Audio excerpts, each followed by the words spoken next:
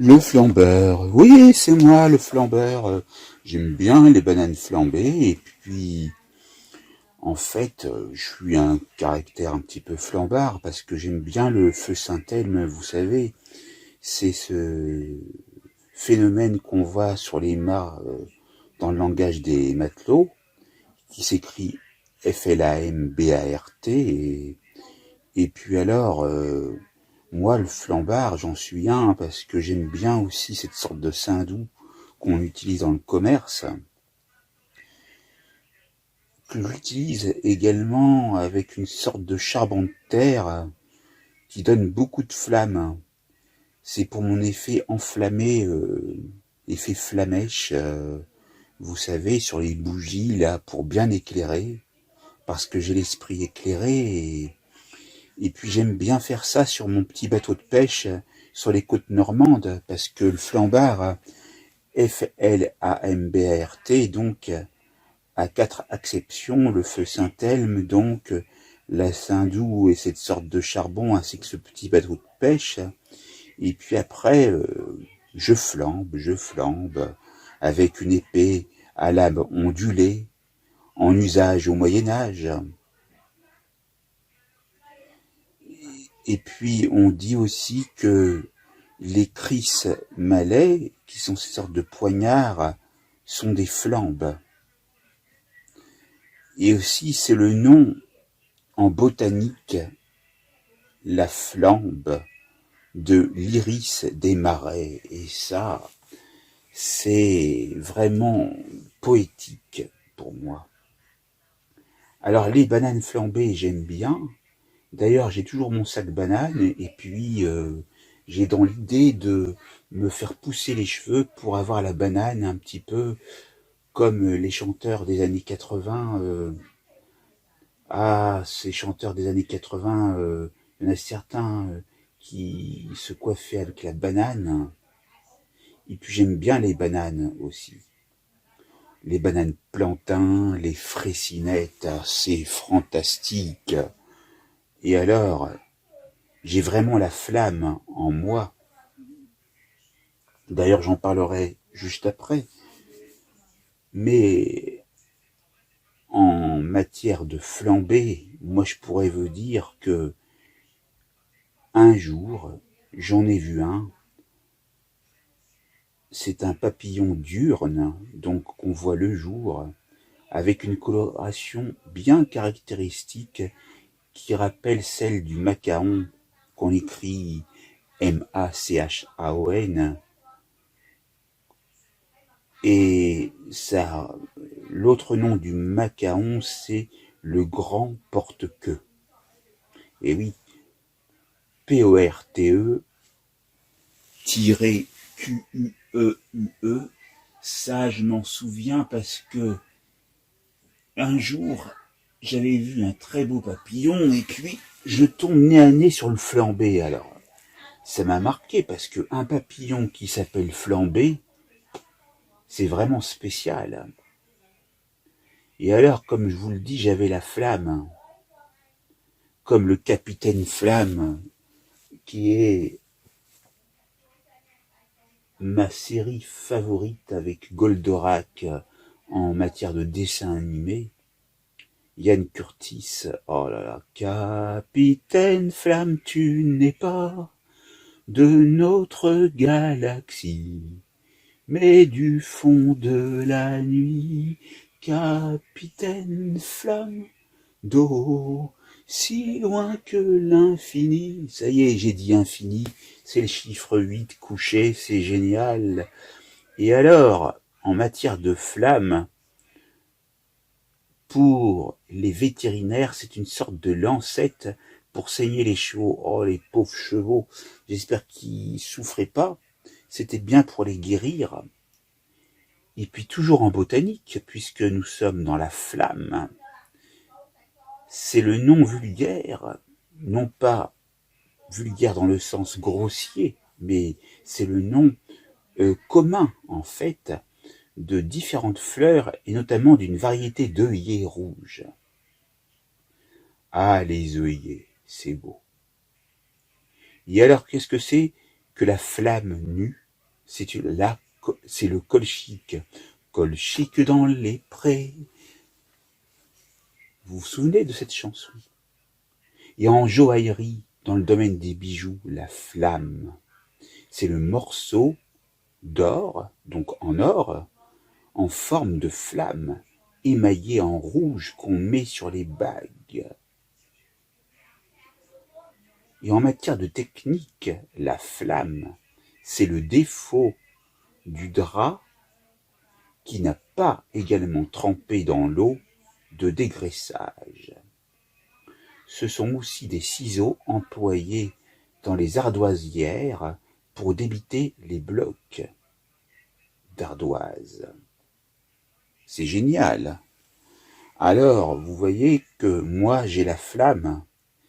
Et puis, c'était pour finir en beauté parce que j'aimerais bien, mais je ne suis pas sportif de haut niveau, mais être le porteur de la flamme des Jeux Olympiques qui vont débuter à Paris le 26 juillet 2024. Merci de votre écoute et portez-vous bien. Ah, vous pouvez pas savoir, je vais vous raconter une histoire extraordinaire. J'ai des pouvoirs extrasensoriels, c'est-à-dire que je peux sentir des choses avec mon nez. Ah, ça sent bon des fois, puis des fois ça sent pas bon. Et c'est extra. Et est-ce que le pou peut voir? Eh oui, il a des pouvoirs, mais alors, vous pouvez pas savoir. Et c'est extra. Il sent bien. Mais au-delà de ça, le pouvoir extrasensoriel, c'est bien sûr les sixièmes sens. Vous avez vu le film Le Sixième Sens? Il est génial. D'ailleurs, moi, je ne pense qu'au chiffre 6. Et il a quelque chose de symbolique pour moi. Parce que j'aimerais avoir un sixième doigt dans la main. Ce serait un sixième sens que je pourrais avoir. Parce que avec chacun des 5 doigts de la main, j'utilise un des sens. Et puis le sixième sens, ça serait le sixième doigt. Et ça serait génial. Puis au-delà de ça, moi, je vais vous dire des choses fantastiques. Parce que je suis pas allé à Clairefontaine, mais bon, j'aime bien les bleus. Et 22, voilà les bleus. Ah oui, j'aimerais bien porter le numéro 22 parce que c'est un nombre exceptionnel.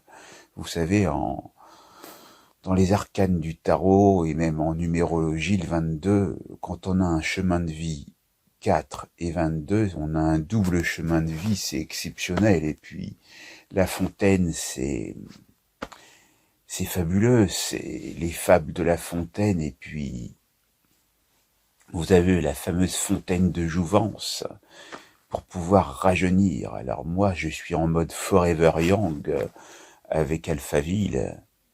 D'ailleurs, je ne suis pas allé dans cette ville, mais je sais que c'est un groupe des années 80 qui sont vraiment gros au Japon, Big in Japan. Alors là, c'est génial. Et puis, ça sonne comme une mélodie. That sounds like a melody. Oh, c'est super. Et puis alors, moi, je suis un fan des années 80. D'ailleurs, Obispo a fait un tube avec Melissa Mars, qui est super, et qui retrace cette décennie fantastique des années 80, d'où je viens. Et puis alors, une histoire extraordinaire, c'est en fait, ça serait par exemple de se miniaturiser pour pouvoir aller n'importe où et avoir une sorte de clone qui vous connaît vous-même et allez vous guérir si vous avez des problèmes et vous indiquer, tiens, à l'attention, là, il faut que tu fasses attention, mon petit gars, take care of yourself, oui, parce que là, t'as besoin vraiment d'un ami, ton propre ami, en self-control qui te dit, voilà, en mode RAF des années 80, de Laura Branigan, ben voilà, oh, oh, oh, oh.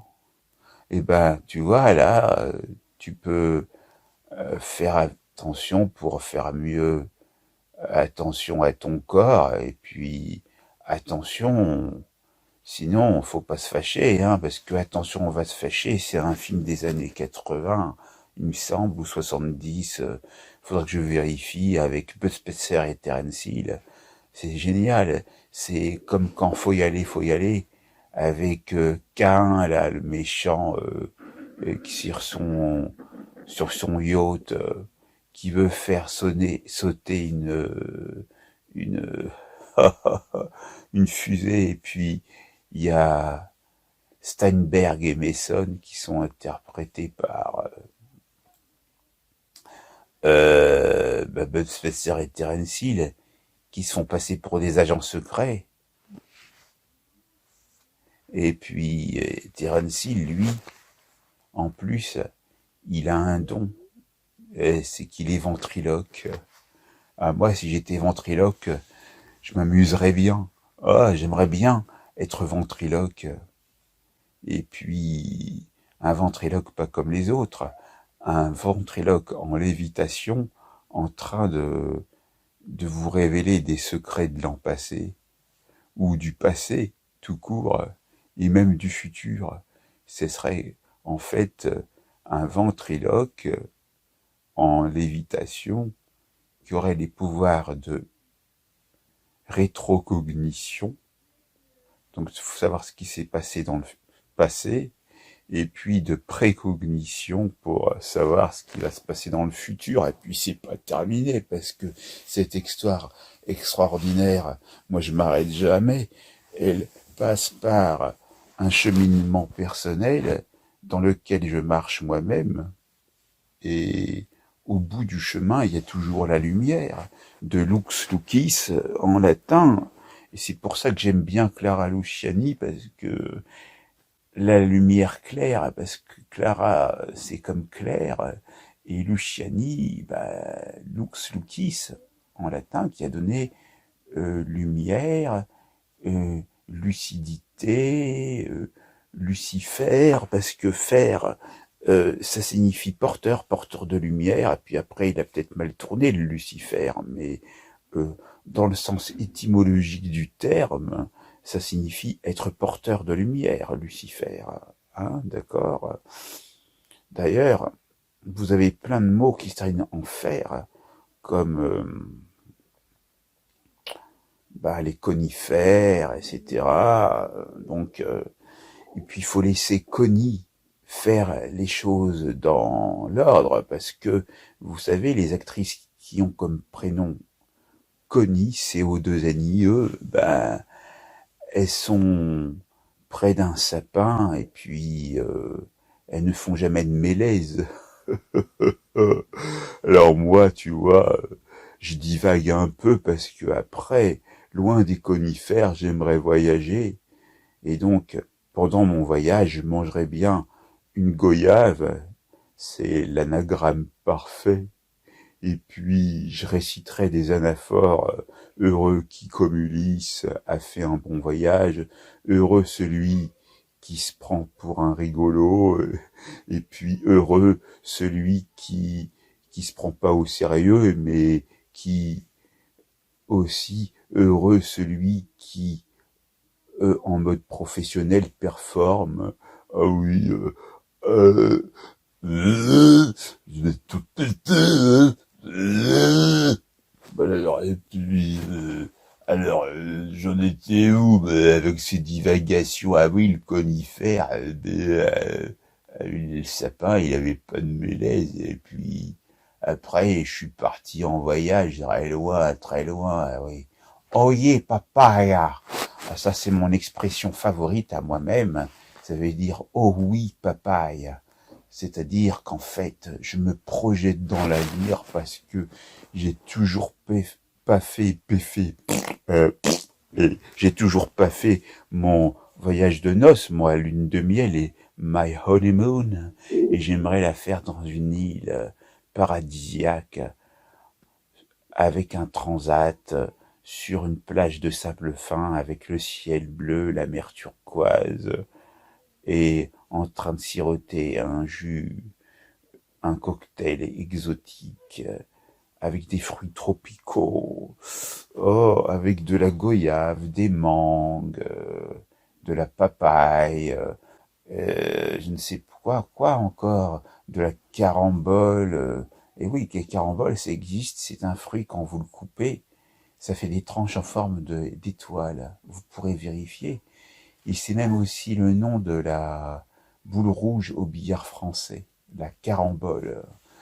Alors, et puis alors, je mettrai un petit peu de kiwi, et aussi, pour la vitamine C, allez, le kumquat. Alors, c'est un mot au Scrabble, lorsque vous le mettez au pluriel, ouah, il cartonne. Kumqats. Waouh! Et les kumquats, c'est délicieux. Et une fois, je me souviens, ça fait fort longtemps et je sais pas d'où elle vient. Je n'ai pas retrouvé depuis, mais je me jure de le retrouver un jour. J'ai bu de la liqueur de kumquat. Alors c'est délicieux, la liqueur de kumquat. Bon, je suis pas trop alcool, mais bon, c'était un petit peu éméché après, mais c'était le week-end, alors c'était tranquille, puis j'avais pas à conduire, alors génial. Ouais, moi je peux faire plein de choses. Voilà, en mode disjoncté ou déjanté, comme le Trivial Poursuite déjanté. Ah oui, je m'éclate et puis j'en apprends tous les jours. Et puis alors, on va terminer en beauté sur le gothique flamboyant. Ah oui, parce que vous voyez une femme habillée en style gothique et puis il y a des flammes qui sortent. C'est le gothique flamboyant. Mais non. Le gothique flamboyant, c'est un art architectural pour les églises, les cathédrales, etc. C'est beau, hein. C'est parce qu'il y a l'art roman, puis il y a l'art gothique. Mais moi, j'aime bien écrire les romans aussi. Alors, et puis Roman Polanski, parce que c'est Roman et Paul qui font du ski. Bon, alors, il a fait des bons films, lui, mais bon, voilà. Et puis alors, moi, j'ai la flamme, comme la flamme olympique, et puis j'aime bien le capitaine Flamme qui s'envole avec Krag, le robot, Mala, euh, et puis sa douce amie Johanne, et Frégolo. J'ai l'intégrale du Capitaine Flamme, alors j'aime bien, moi. Capitaine Flamme, tu n'es pas de notre galaxie, mais du fond de la nuit, Capitaine Flamme. Et puis, alors, moi, la flamme, je l'ai parce que j'aime bien les bananes flambées aussi. Je suis pas un flambeur parce que j'ai pas beaucoup d'argent, mais je pourrais créer un roman qui s'appelle Le Flambeur. Ouais, mais bon, tu sais, faudrait voir de quoi ça parle, hein. Euh, euh, Il y en a qui flambent aussi en roulant avec des grosses voitures. Alors voilà, c'est marrant. Euh, et puis il y a aussi la flamme qui sort de la chandelle ou de la bougie. C'est beau, ça éclaire, c'est lumineux. Et puis il faut avoir la flamme dans sa vie. C'est quelque chose qui éclaire, qui motive. Et je voulais terminer par ce message positif. Que la lumière soit, et la lumière fut.